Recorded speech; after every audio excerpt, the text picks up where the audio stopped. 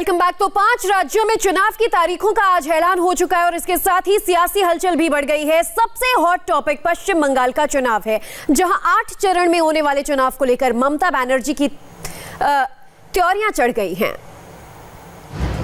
बंगाल, असम, तमिलनाडु, केरल, पौंडीचेरी में चुनाव का ऐलान हो गया है। चुनाव 27 मार्च से शुरू होंगे, काउंटिंग 2 मई को होगी। चुनाव का ऐलान आज भले ही हो गया है, लेकिन पार्टियों ने ताकत पहले से ही झोंक रखी है। इन 5 राज्यों में सबसे ज्यादा नजर बंगाल पर है, जो ट्रिगर पॉइंट पर पहले नंबर पर है। दीदी यहां 10 साल से काबिज हैं और उनका दावा है कि वो हारेंगी नहीं। वहीं बीजेपी ने दीदी को सत्ता से उखाड़ फेंकने की ठान ली है। बंगाल के इलेक्शन में फुल ऑफ एक्शन है। किसने कितनी ताकत झोंकी है उसे ऐसे समझिए। सिर्फ पश्चिम बंगाल में प्रधानमंत्री नरेंद्र मोदी ने सिर्फ 1.5 महीने के भीतर 3 बार बंगाल का दौरा किया है।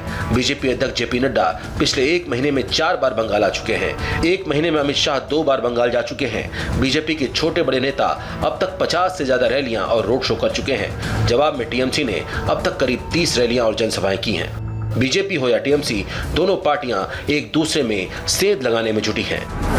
आप देख रहे हैं पिछले महीना 1.5 महीना से बड़े बड़े नेता भी टीएमसी पार्टी छोड़ चुके हैं। उसमें ज्यादा लोग हमारी पार्टी में शामिल हो चुके हैं।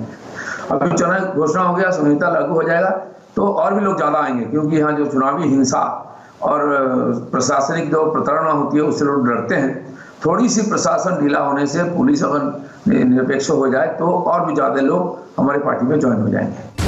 इससे आप समझ सकते हैं कि पश्चिम बंगाल की लड़ाई कितनी कांटे वाली है। पश्चिम बंगाल ही नहीं, बीजेपी बगल के राज्य असम पर भी अपना दावा बरकरार रखना चाहती है, इसलिए वहां पर भी पहले से ही मोर्चा खोल रखा है। असम में प्रधानमंत्री नरेंद्र मोदी और गृह मंत्री अमित शाह चुनावी तारीखों के ऐलान के पहले ही 3-3 दौरे राज्य के कर चुके हैं। तमिलनाडु, केरल, पौंडीचेरी में भी बीजेपी को कमल खिलने की उम्मीद है, जिसकी तैयारी बीजेपी पहले से ही कर रही है। दक्षिण में किसने कितनी ताकत लगाई है, जरा वो भी सुन लीजिए। पिछले कुछ महीनों में प्रधानमंत्री मोदी तमिलनाडु 2 बार जा चुके हैं, केरल 1 बार जा चुके हैं। केरल और तमिलनाडु में एक वीडियो कॉन्फ्रेंसिंग से नए प्रोजेक्ट की शुरुआत कर चुके हैं।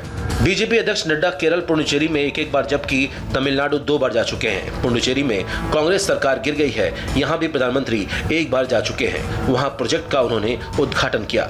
वहीं राहुल गांधी भी तमिलनाडु 2 बार, केरल 1 बार, पुडुचेरी 1 बार जा चुके हैं। कवायद वही है, उत्तर भारत में पिछड़ती कांग्रेस दक्षिण भारत में पंजा जमाना चाहती है, वहीं बीजेपी दक्षिण के सूखे को खत्म करना चाहती है।